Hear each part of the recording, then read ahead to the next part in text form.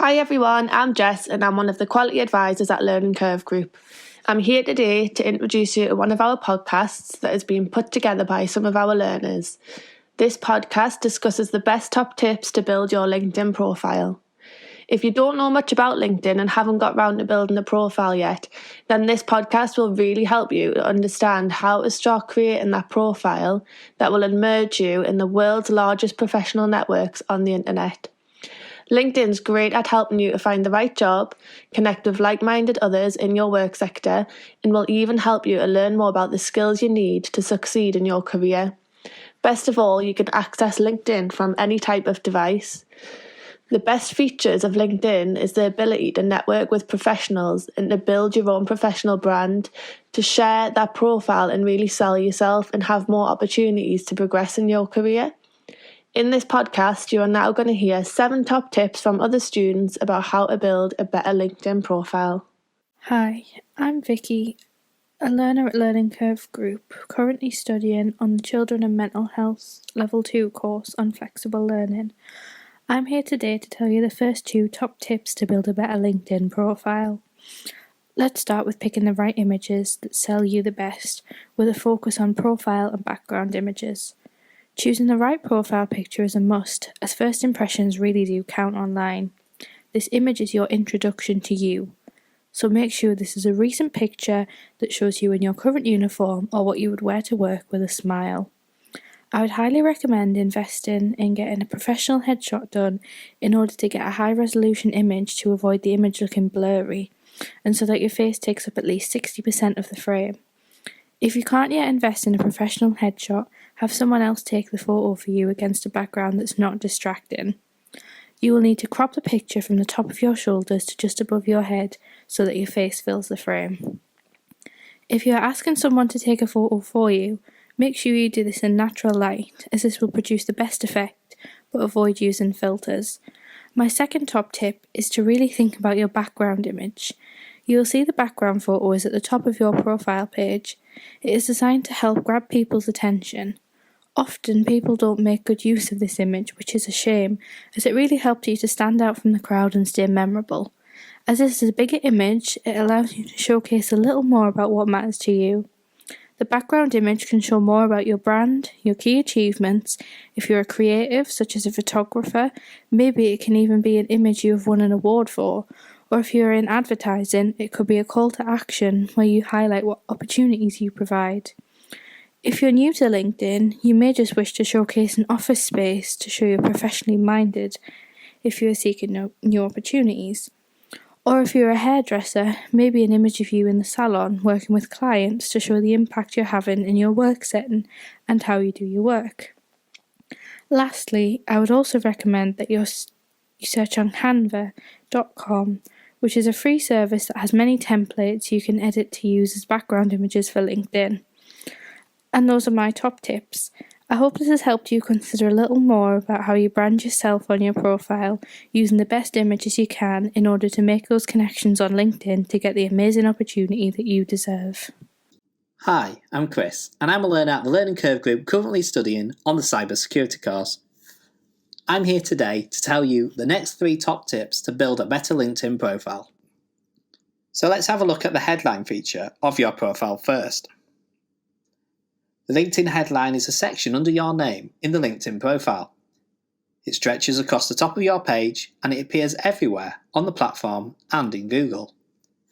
This one-liner gives the reader a quick overview of who you are, what you do, and what you offer. It is your unique selling point. Therefore, it needs to be more than just your job title, as it will get recruiters to notice you and reach out to you. Don't just use the default headline provided by LinkedIn. Customize the 220 characters you have to sell you and make a strong first impression. You need to use the right words and keywords so you are relevant to your audience and so you can get found in any searches people are doing. Something you may consider mentioning in your headline for LinkedIn is your current job title, where you work, any achievements or particular areas of expertise. You could even mention a skill set you know will get you attention.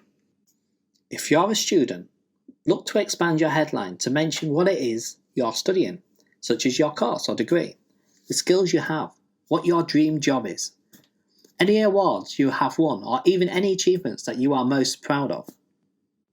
So, as an example, if you are a digital marketer, your headline may say, Digital Marketer at Manchester United, SEO Specialist, Women's Football, #GetOnside campaign has boosted revenue with effective marketing strategies. First Class Honours, University of Portsmouth, iconic digital winner 2022. And that's all within the 220 character limit. My next top tip is to follow relevant influencers for your industry and interact with them. Not only will this get you noticed by other like-minded professionals in your sector, but you will also learn what is trending from their posts, which has numerous benefits, especially if you're going for an interview, as this will give you opportunity to talk about these trends. It will also give you insight to how to best use the platform and build your engagement levels, with others helping you to be more credible. One way to do this is to share posts in your feed, so anyone who follows you will know that you are passionate about that topic and what you do. However, as a word of warning, always read the content from people that you share to ensure it promotes your own personal values. Regardless of what sector of work you are in, I'd highly recommend that you follow 3 people who post content that I'm sure that you will find interesting. Paul Freiberger provides excellent advice on getting your CV moved to the yes pile. Daniel Goleman, who is an expert in emotional intelligence, sharing content that will help you succeed in your career regardless of the sector of work. And finally, Lisa Gates, who is an expert in negotiating for higher salaries and promotions. Hi, I'm Bradley Kirk and I'm a learner at NPCT Leeds, currently studying on the preparation to the military services course. I'm here today to give you the final 2 top tips to build a better LinkedIn profile. So, let's jump straight in and talk about endorsements and how these work on LinkedIn. LinkedIn endorsements are a feature that allows any of your connections to access your profile and endorse you for a certain skill. Endorsements allow anyone viewing your profile to get a quick visual sense of what you're valued for. The idea behind endorsements is that this validates your skill set you are highlighting within your profile and helps to showcase this to anyone reading your profile. It's especially powerful as the validation comes from those who have worked or studied with you in the past.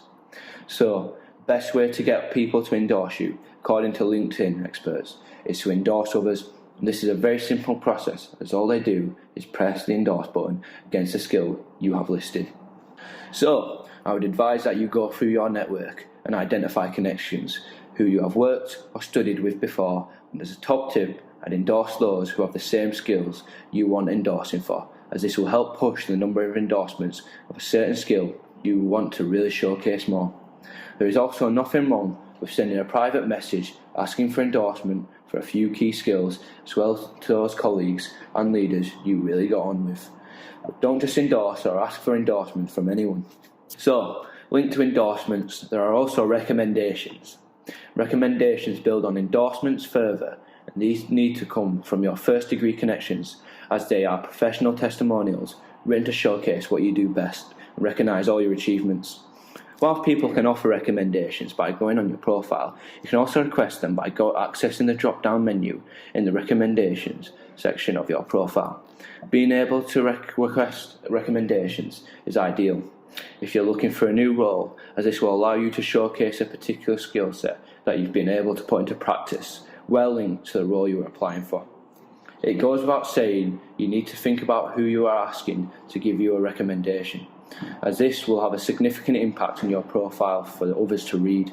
So take time to look through your closest connections and those individuals who had the best relationships with that valued the work you did. Recommendations are in sort of a mini reference, and the best ones are genuine, personal, give specific information about you and tell the reader more about your skills or attributes. Don't worry if you receive a recommendation and you feel it doesn't sell you in the best light, as this can be deleted.